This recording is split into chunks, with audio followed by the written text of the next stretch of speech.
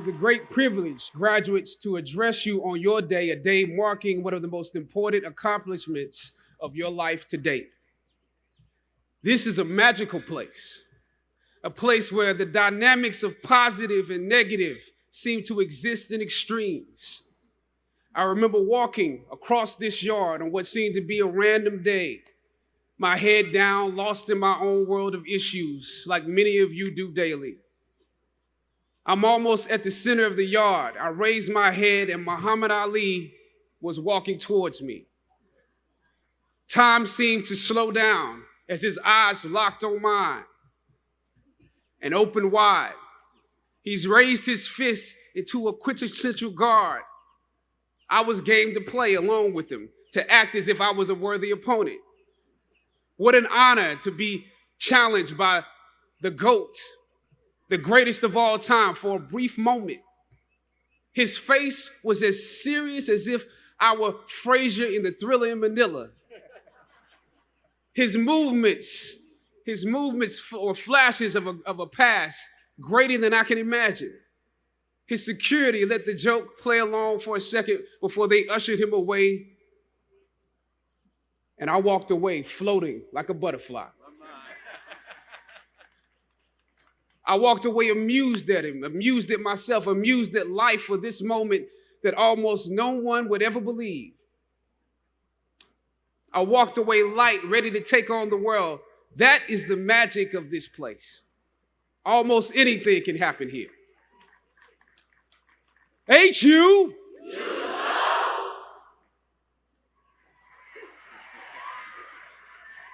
Howard University. I was riding here and I heard on the radio somebody call it Wakanda University. But it has many names: the Mecca, the hilltop. It only takes 1 hour, one tour of the physical campus to understand why we call it the hilltop. Every day is leg day here. That's why some of you have cars. During my junior and senior years, I lived in a house off campus at Bryant Street. For those of you, that's right, Bryant Street. For those of you who don't know what that means, that's at the bottom of the hill where the incline gets real. Almost every day I would walk the full length of the hill to fine arts where most of my classes were, carrying all of my books, because once you walk that far on foot, you're not walking back home until it's time to go home for good. But beyond the physical campus, the hilltop represents the culmination of the intellectual and spiritual journey you have undergone while you were here. You have been climbing this academic slope for at least 3 or 4 years. For some of you, maybe even a little bit more. Throughout ancient times, institutions of learning have been built on top of hills to convey that great struggle is required to achieve degrees of enlightenment. Each of you had your own unique difficulties with the hill. For some of you, the challenge was actually academics. When you hear the words magna cum laude, you know that's not you. That's not you. You worked hard, you did your best, but you didn't make A's or B's, sometimes C's. You never made the dean's list, but that's okay. You're here on top of the hill.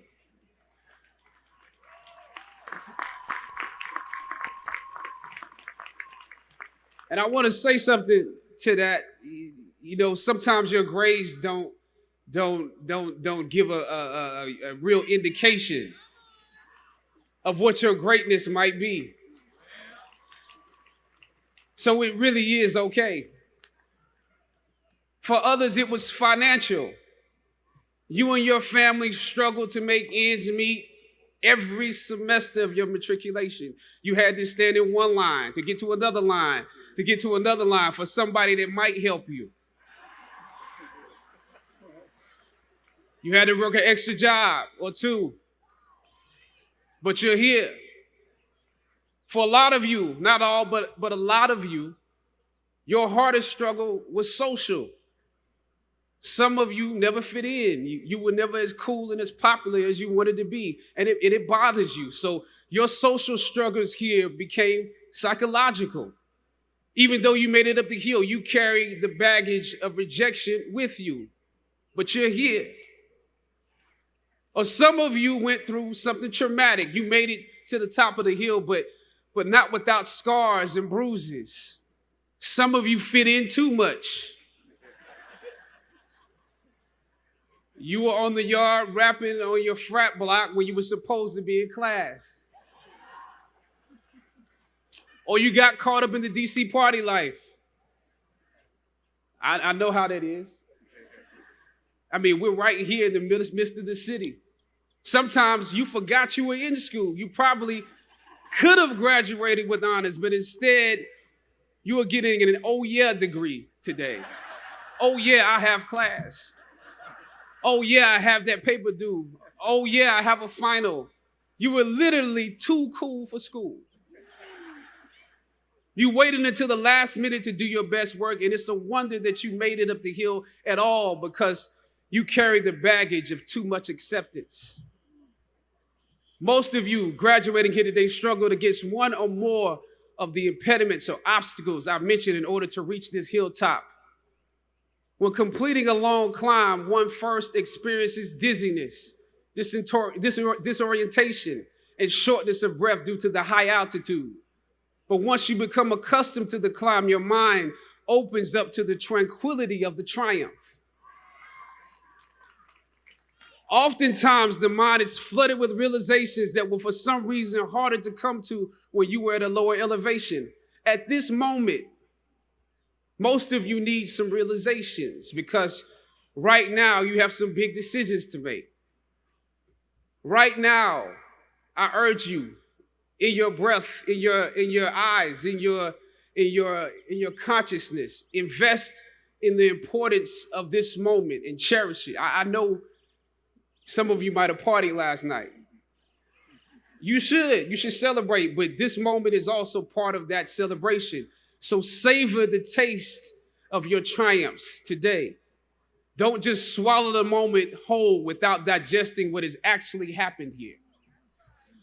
Look down over what you conquered and appreciate what God has brought you through.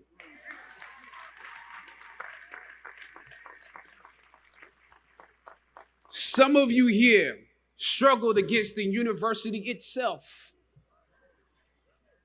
This year, students protested and took over the A building, formulated a list of demands, and negotiated with our president and administration to determine the direction of our institution. It's impressive. Similarly, during my years here at Howard, we also protested and took over the A building in order to preserve Howard's annual appropriations from Congress. President H. Patrick Swagger decided to reduce the number of colleges at the university. By his plan, engineering would need to merge with architecture, nursing would merge with allied health, and fine arts, my school, would be absorbed by arts and sciences. That's how we saw it, absorbed. For many of us in fine arts, this signaled to us that our curriculums or the curriculums of students following us might become watered down concentrations. This undermined the very legacy we were proud to be a part of and aim to continue. The Fine Arts program had produced Felicia Rashad, Debbie Allen, Isaiah Washington, Richard Wesley, Donnie Hathaway, Roberta Flack, just to name a few. We felt that, yes, you could go on and on. We felt that we could compete with students from Juilliard, NYU, and Cal Arts as long as we continued to have a concentrated dosage that rivaled a conservatory experience. But without it, although we took over the A building for several days and presented our arguments to President Swagger and the administration, the schools were still merged. Thus, the current collection or formation of schools exists.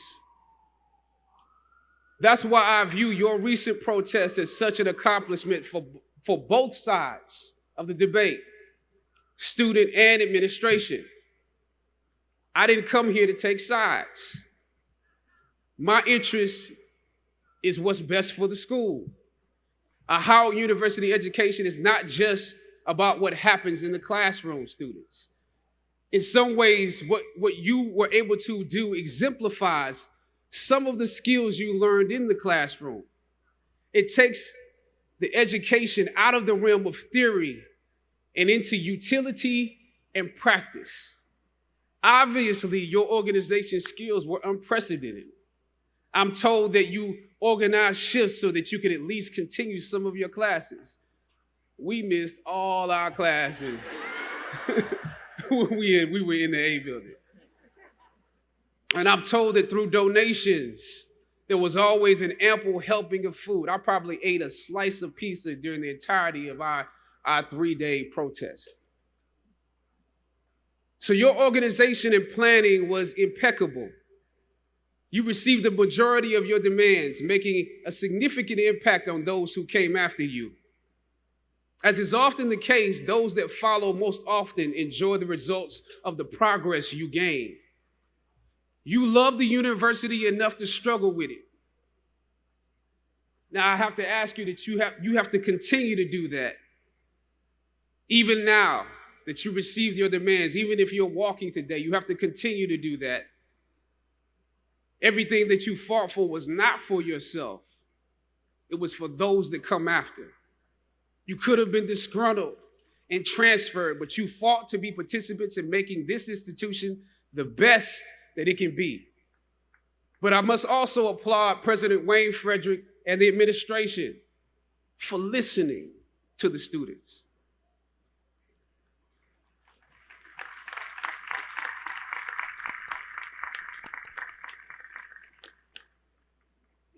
Your freedom of speech was exercised in a way where you can contribute to this place. It also shows that you can contribute to the democracy.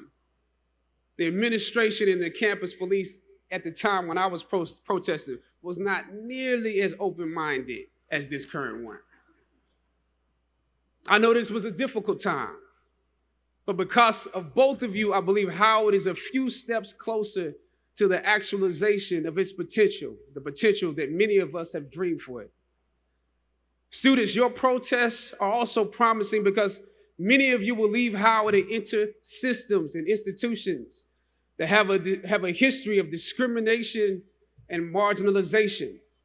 The fact that you have struggled with this university that you love is a sign that you can use your education to improve the world that you are entering. I was on a roll when I entered the system of entertainment, theater, television, and film. In my first New York audition for a professional play, I landed the lead role. From that play, I got my first agent. From that agent, I got an on-screen audition. It was a soap opera. It wasn't Third Watch. It was a soap opera on a major network. I scored that role too. I felt like Mike Tyson when he first came on the scene, knocking out opponents in the first round. With this soap opera gig, I was already promised to make six figures, more money than I had ever seen. I was feeling myself. But once I got the first script, and with soap operas, you very often get the script the night before and you shoot the whole episode in one day with little to no time to prepare. Once I saw the role I was playing, I found myself conflicted. The role wasn't necessarily stereotypical. A young man in his formative years with a violent streak pulled into the allure of gang involvement. That's somebody's real story. Never judge the characters you play. That's what we were always taught. That's the first rule of acting. And any role played honestly can be empowering. But I was conflicted because this role seemed to be wrapped up in assumptions about us as Black folk. The writing failed to search for specificity. Plus, there was barely a glimpse of positivity or talent in the character, barely a glimpse of hope. I would have to make something out of nothing. I was conflicted. Howard had instilled in me a certain amount of pride. And for my taste, this role didn't live up to those standards. It was just my luck that after filming the first 2 episodes, execs of the show called me into their offices and told me how happy they were with my performance. They wanted me to be around for a long time. They said, if there was anything that I needed, just let them know. That was my opening. I decided to ask them some simple questions about the background of my character, questions that I felt were pertinent to the plot. Question number 1, where's my father?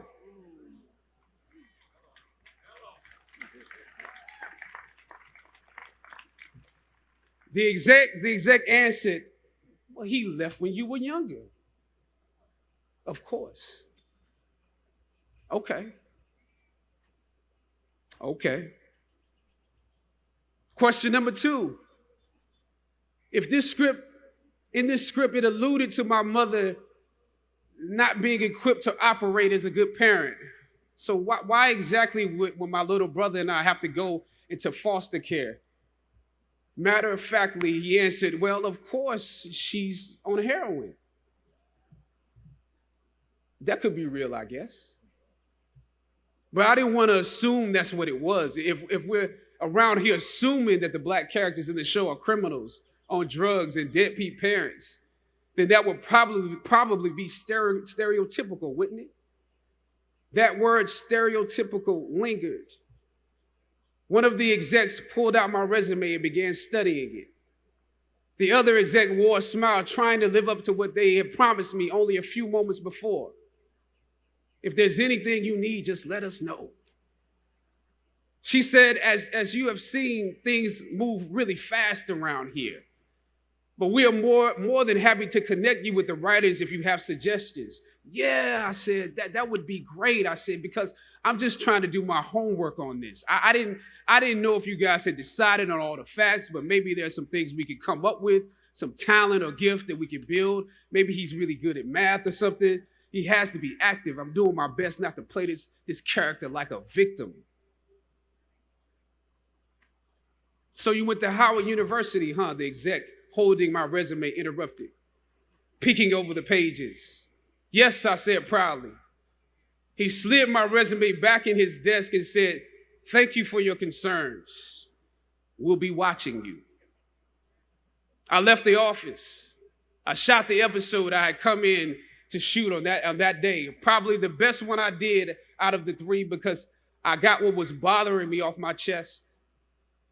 I was let go from that job on the next day. A phone call from my agent. They decided to go another way. The questions that I asked set the producers on guard and perhaps paved the way for a less stereotypical portrayal for the black actor that stepped into the role after me. As the scripture says, I planted the seed and Apollos watered it. But God kept growing. God kept it growing. Yet and still, when you invest in a seed, watching it grow without you, that is a bitter pill to swallow. A bitter pill. Anybody that's ever been fired knows what I'm talking about. Even if you really don't want the job, when they let you go, it's like any breakup. You act like you don't care. I didn't need that damn job anyway. I didn't need them. But when you have those moments alone, you start to wonder if there was a better way to handle it. And if you could have handled it better, maybe you could help your family. And then before you know it, you're broke. And you find yourself scraping together change just so you can ride the subway so that you can get the next job. And maybe if you could book something else, that would eclipse the feeling of doubt that's building. But it seems like you can't pay them to hire you now. My agents at the time told me it might be a while before I got a job acting on screen again. Well, that was fine because I never wanted to act in the first place. And I definitely didn't want to be caught dead going after a fake Hollywood pipe dream. I'm more of a writer-director anyway, so forget their stories. I can tell my own stories. But am I actually blackballed? We're hesitant about sending you out to some people right now because there is a stigma that you're difficult. As conflicted as I was before I lost the job, as adamant as I was about the need to speak truth to power, I found myself even more conflicted afterwards. I stand here today knowing that my Howard University education prepared me to play Jackie Robinson, James Brown, Thurgood Marshall, and T'Challa. But what do you do when the principles and standards that were instilled in you here at Howard close the doors in front of you? Sometimes you need to get knocked down before you can really figure out what your fight is and how you need to fight it. At some point, my mind reverted back to my experiences here, to the professors that challenged me and struggled against me. Professor Roberts Williams, Doc Singleton, George Epstein, to name a few, the ones that would fail you out of the goodness of their hearts.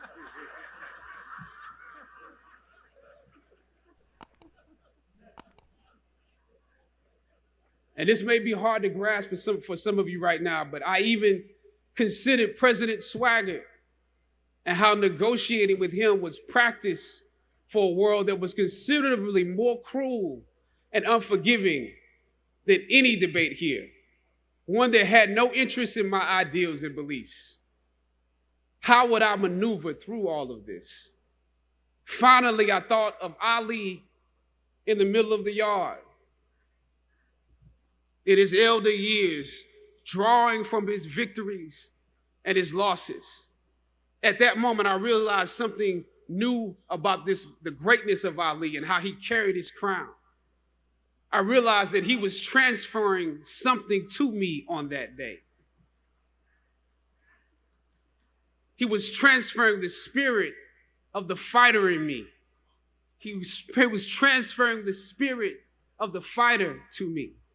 He was transferring the spirit of the fighter to me. Sometimes you need to feel the pain and sting of defeat to activate the real passion and purpose that God predestined inside of you.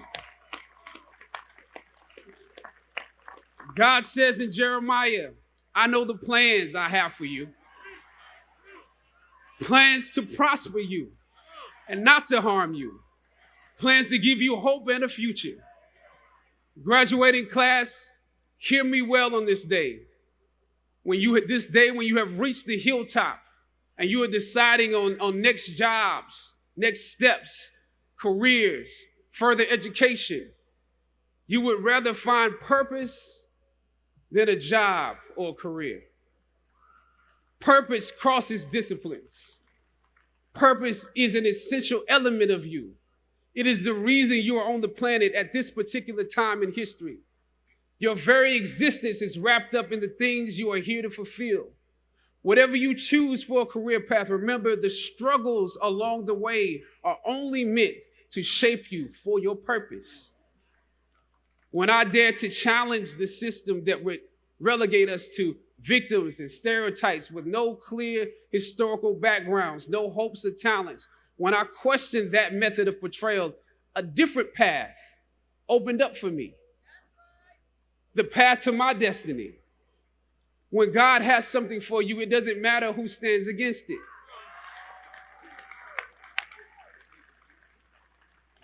God will move someone that's holding you back away from a door and put someone there who will open it for you.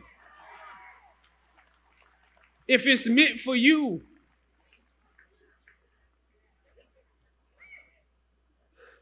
I don't know what your future is, but if you're willing to take the harder way, the more complicated one, the one with more failures at first than successes, the one that has ultimately proven to have more meaning, more victory, more glory, then you will not regret it.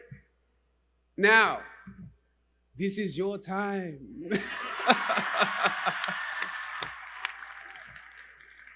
The light of new realization shines on you today. Howard's legacy is not wrapped up in the money that you will make, but the challenges that you choose to confront. As you commence to your past, press on with pride and press on with purpose. God bless you. I love you, Howard. Howard forever.